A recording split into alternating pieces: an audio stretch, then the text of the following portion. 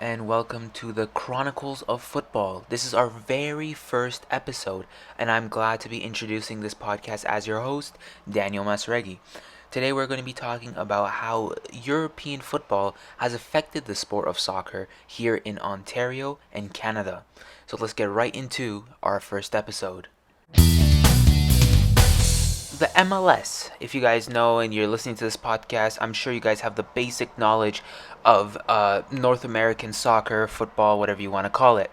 The MLS is the highest professional level of soccer in North America, and it was actually founded in 1993. Now, for some reference, some teams in Ontario that were founded were, the Toronto Maple Leafs in 1917, the Blue Jays 1977, and the Raptors 1995. Now, all these teams were founded way before the MLS league itself. So these teams for these different sports were already founded. Basketball was prominent, hockey was way more prominent in Canada, and then same with Blue Jays and baseball. But out of the MLS contains teams that are from between the United States and Canada, but there's only three teams in the entirety of Canada, meaning Montreal, Vancouver, and Toronto. Toronto was actually their professional team, Toronto FC, was founded in October of 2005. So, putting all this into reference, there is a reason why the sport of soccer, football, if you want to call it that, but we're going to call it soccer for now, just so we don't get confused with American football.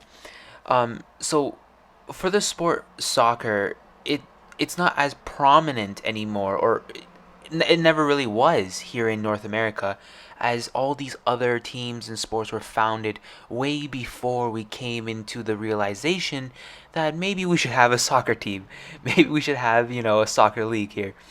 Um, and that's something that's quite interesting to me, that it came so late. Like the Toronto Maple Leafs 1917, and then the league itself for soccer, the MLS, was 1993.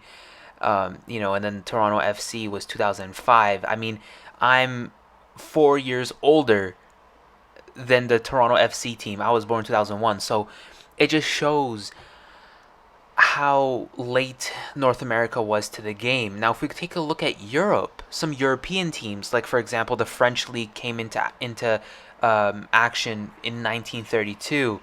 We take a look at Spain, the Spanish league 1928, the German league 1962, and possibly one of the earliest football leagues, or soccer leagues, sorry, that was ever founded was 1898, and that was in Italy.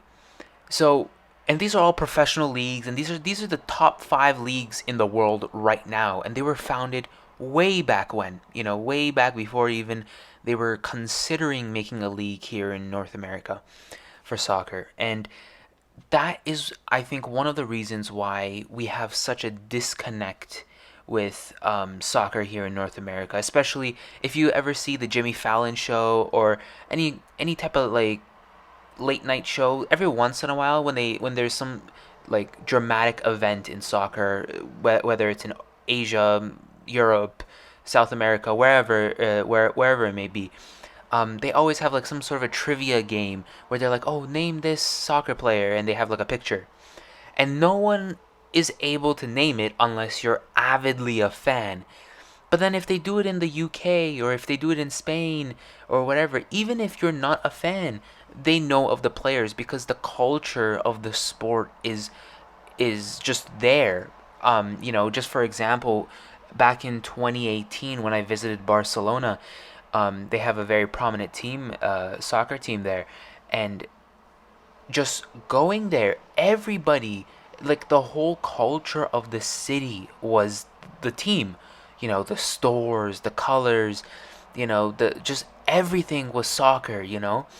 And everyone knew about it. And that it was like a community. Everyone came together with the team and all that kind of stuff. And I'm not saying we don't do that here with Toronto, especially The Raptors definitely have a huge fan base behind them. Same with the Maple Leafs. But I'm just saying with Toronto FC, we don't see that as much, you know? We don't see the city vibrate whenever the game is there, there's a last minute game changing, no one really cares that much here at the moment. But there's one thing that we need to realize is that the times are changing. As time goes on, especially in the beginning, I'm sure the European countries didn't start off, with these famous teams. So it's been, what, 29, 30 years now that the league has started here in North America. And we've seen some top tier European players come into the MLS and show us their talents. And, by doing them, you hear that in the news. For example, Ibrahimovic, one of the most recent, top maybe 10 strikers of our generation, comes to LA Galaxy for 2 years and now he's back in Italy. He's I think he's in his late 30s and he's still putting up great numbers. And when he came in. He went on the Jimmy Fallon show. Sorry, the Jimmy Kimmel show. He went on when he came over and to advertise, his arrival and all that. And people started looking into who's this Ibrahimovic. What teams have he played for? Europe, Barcelona, PSG. These teams. What is this team? And then they get interested. So like Ibrahimovic is just the tip of the iceberg, and that's just in the U.S. We've had Lampard, who's played for New York, again an English legend, used to play for Chelsea. Steven Gerrard for LA Galaxy. David Beckham again for LA Galaxy, and David Beckham actually. He came to LA Galaxy and went back to France afterwards. And after he retired, he's come back now to Miami and he's created his own soccer team known as Miami FC. And this is recently. This is, I think, the past 2, maybe 3 years he just made this team. And it's a professional level playing in the MLS. And because of his presence there, this team is like, oh my God, David Beckham, a legend of the sport, created his own club in the MLS. More European and more high level players will want to go to this team with the idea of, okay, we get to be coached by him, the facilities will be good, this, that, and the other. And more people would be like, okay, headlines, this person is now from Europe is coming here. That is like, and it gets their interest. And, just like to say some names, Higuain, played for Juventus, Napoli, an Argentinian national team player. He is playing for Miami right now. Matuidi, French national team. He's won the World Cup. He's played for PSG. He's also played for Juventus. He's at Miami right now, and many more players. Suarez, a Uruguayan striker, played for Barcelona, Liverpool, now Atletico Madrid. He's been rumored that he wants to go to Miami towards the end of his career. So it's, these headlines bring in the news for more people here in North America where like, oh my God, this person wants to come. And then you start looking into it and you start getting the culture of the European sport.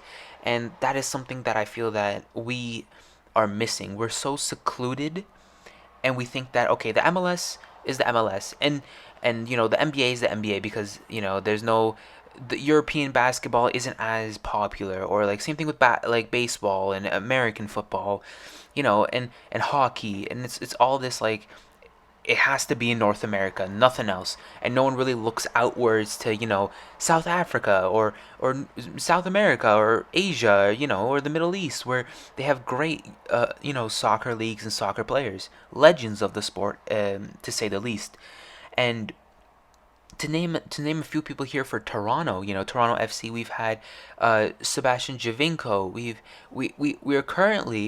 We've just signed a new player, which is Insigne. He plays for Napoli in the Italian league.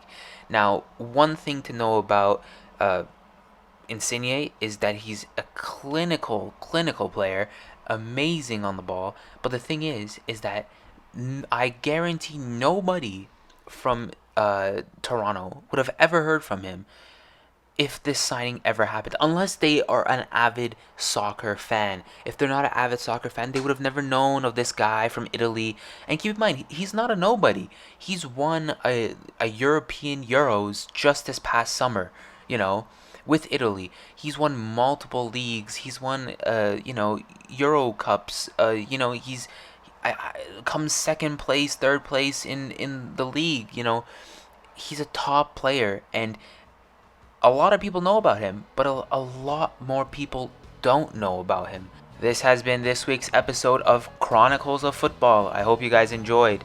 Make sure you tune in next week as we'll be talking about how the Ukraine and Russia conflict is affecting soccer, not only in Europe, but in Ontario. Have a great week, and I'll see you guys next time.